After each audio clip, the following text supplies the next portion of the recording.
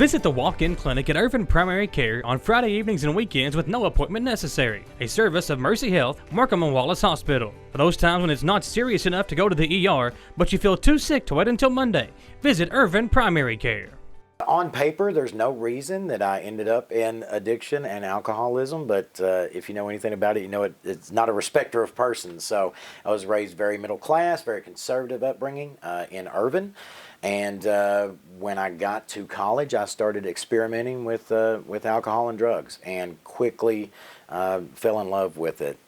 It did for me things that I felt needed done, and I felt it right with the world, and I could fit in anywhere or talk to anybody, and it was just awesome. And then it quit being awesome and started being something I had to have, and then it got bad, and then it got worse. And I ended up out of college, pretty much on the streets, going from one day to the next, unemployable, couldn't be a partner or a friend to anybody, hopeless, dark, dreaded existence of an addict in full-blown addiction. We make up everybody. I know doctors who have dealt with addiction and alcoholism. I know lawyers, clergy members, homeless people. It can happen to anyone, and it's not the stigma that we give it. It's a disease, and more needs to be known about it. One of the most aggravating things I see on Facebook constantly is addiction's a choice. And for those of us in the addiction community, that's a red flag, because it's not a choice, or it stops becoming a choice at some point and turns into a disease. And I think if that's the one message that we could get out to people, is that there's nothing wrong with you. You're not a bad person.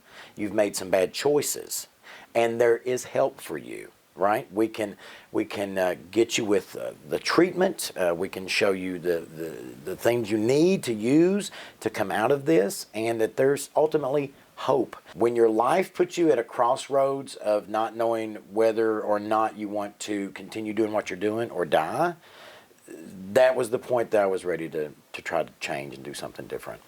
Know that you're not alone. There's an entire community of people out there just like you, or who were once just like you and had nowhere to go or nowhere to turn, or thought that they were doing this by themselves. You're not. I wasn't, and I was able to accept some help given to me by a group of people that cared and loved about me when no one else could. There are programs out there that will help you. There are places out there that we can get you to get you help. But you've got to raise your hand, and you've got to say, help me. That's the main thing. You've got to ask for help.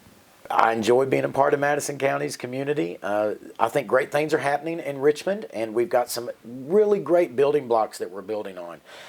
The women's facility that's here in town has been a huge growth for our recovery community.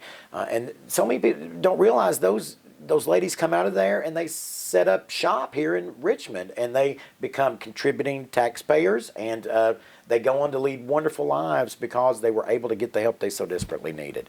I would like to see more of that. I would like to see more people in facilities instead of in jail.